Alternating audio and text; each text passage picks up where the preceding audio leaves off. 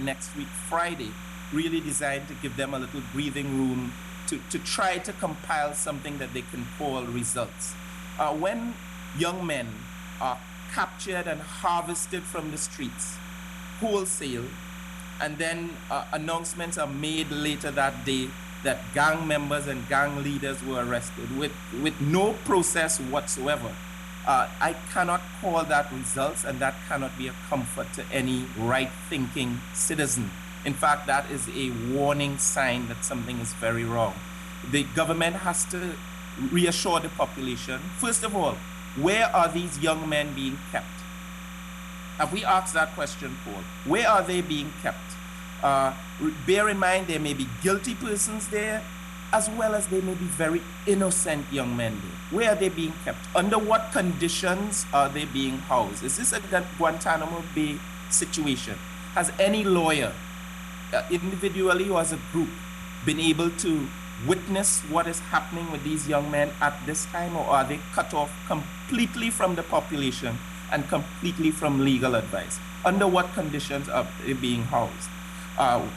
Human rights... Dr. Browne, you know, the current administration would argue that we are at this point now because of the untenable situation in which the country was left when the previous administration under which you served and administrations before that, which may have been PNM-led, basically did very little, if any, about the crime situation, that billions were spent to deal with crime, but somehow with the public, the taxpayers, did not get value for money.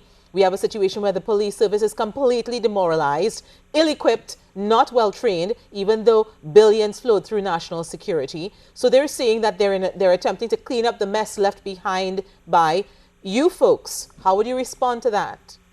Well, Jesse, we just demonstrated in several ways that this measure being taken, first of all, is not a last-ditch effort, and secondly, it's not an anti-crime effort, and the regulations point us in a different direction.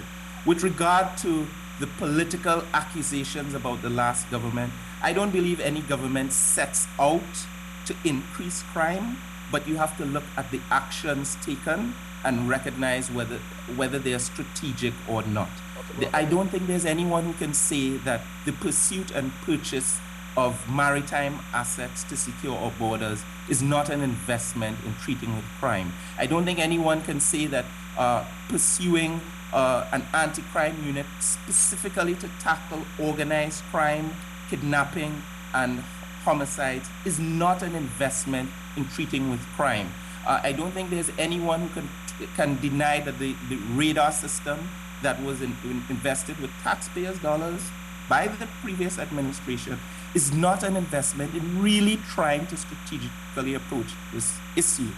Now, the call for immediate or short-term solutions is always going to be a challenged one in a very complex scenario. And some of these investments were not given time to bear fruit. The major one, which is the offshore patrol vessels, was cancelled even before they could have been deployed. So it is, I don't think it is really genuine to say that all of that was done and there were no results. There were declines in homicide rates from 2009.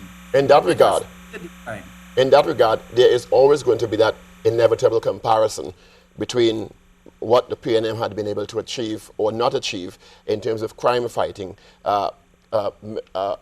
Minister Martin Joseph, former Minister of National Security, came in for high condemnation from several sectors for not being able to manage the crime situation. We saw 2008, 545, 2009, 500. And I'm not saying that the past PNM government did not try, but one has to always measure, like the opposition is doing now, the success rate of those initiatives. And how would you reconcile now the opposition saying, well, this is a last-ditch effort for failed crime initiatives in the last 18 months when the PNM were in power for 2 terms and were not able to manage the crime situation, in spite of the initiatives? I do not believe this is an anti-crime measure. I don't think you can deny that those were anti-crime measures. And secondly, crime 8 didn't years ago begin when or a end committee on May recommended 24th, that 20. the PNM administration then take this step as an anti-crime measure, and the administration then decided not to take this step. And in hindsight now, people are saying maybe if they had taken this step at that time, then the upsurge in crime and violence that we've seen over the successive 8 years would not have taken place. But Jesse, I'm hearing you, and you are reflecting a sense among some people that let's give this a chance. It sounds good, state of emergency, etc. Let's give it a chance. But it is not a matter of just accepting the headline or the face that the government has put to this, but looking at what they are actually doing. So whether it's being done now or whether it was proposed 7 years ago or any other time, I would invite you not to hold on to the powerful sounding label of state of emergency to deal with crime, but to look at what it actually entails. It is my view and the view of many citizens that the actions that comprise the state of emergency, the withdrawing of constitutional rights of all citizens, all of us in Trinidad and Tobago, and the very poor way in which this state of emergency and other measures have been implemented should give no one any reassurance that this is in any way treating with the crime situation in this country. It is not addressing the root of the problem. It is not even addressing the neck of the problem, which is the brain of the problem, which is the drug lords, etc. And in that regard, Dr. Browne, what would be, in your opinion, measurable terms of success, even 3 months after this? It's already in train, whether one agrees or doesn't agree. What would be a measurable matrix of success if we were to get success that would be comfortable for you? Well, I've asked those questions of the government yesterday in terms of what are the specific and clear objectives of this exercise and what are the success indicators. It's the same thing with the Policing in the 21st Century initiative that they said was a success, and then they said we're going national with it. This was just about 6 weeks ago.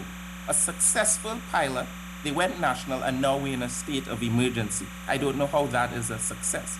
In terms of reasonable success indicators, you'd want to see the number of major heads of organized crime being targeted or captured and dealt with. Remember, the habeas corpus is no more a police officer or soldier just based on suspicion alone can walk into any house in Westmoreland, in Lange Park, in Goodwood Park, in Valsayn, anywhere in Trinidad and Tobago, and remove someone from their home if they have any knowledge or information that these individuals have ever been associated with violence or organized crime. I am not aware of any such activity. What we have seen is trucks pulling up on Nelson Street and Cocoreet and other vulnerable areas, and the seeking of numbers as opposed to a strategic approach to a very organized and destructive crime situation in this country. So the opposition is not just criticizing for criticizing's sake. We are very concerned about the crime situation, and we've cooperated, as Dr. Rowley said, in many ways in the parliament to try to assist the government with their measures. But we cannot sit by and just trust the government with what they claim they are doing now, because they've proven that they're not trustworthy, even by the way in which they introduced this state of emergency to the population of Trinidad and Tobago, even by the way they handle the communication with the president. Right now on their website, limited state of emergency is plastered all over. I suspect it's even in your studio as well, which is a false presentation. I'm not blaming you, the host, at all, but it's now clear that it's a false presentation. Dr. Browne, you pointed to the fact that we're seeing images of young men being rounded up and trucks and vehicles rolling in to what could be called the traditional crime hotspots. And we're seeing the usual suspects, the faces with which we associate crime in this country. So what is it that the opposition would like to see the government doing differently then? How should the images, what sort of new images should we be seeing if this state of emergency is really supposed to be a crime fighting measure? How should it be different? I just told you, these captures should include other persons and other types of persons as well. I don't think any of the young men on that truck that was pulling out of Nelson Street in broad daylight with young men on it, I don't think any of them can be construed as being crime lords or drug lords or financiers of a very dangerous situation in Trinidad and Tobago. The government is presenting themselves as coming down with a hammer on crime when in fact they are not. They are treating with the leaves. The root and the trunk are very much in place, and maybe the top elements in organized crime, I dare say, are more comfortable today than they were a year and a half ago when they knew significant assets were being mobilized that would affect their comfort level and their ability to ply their trade.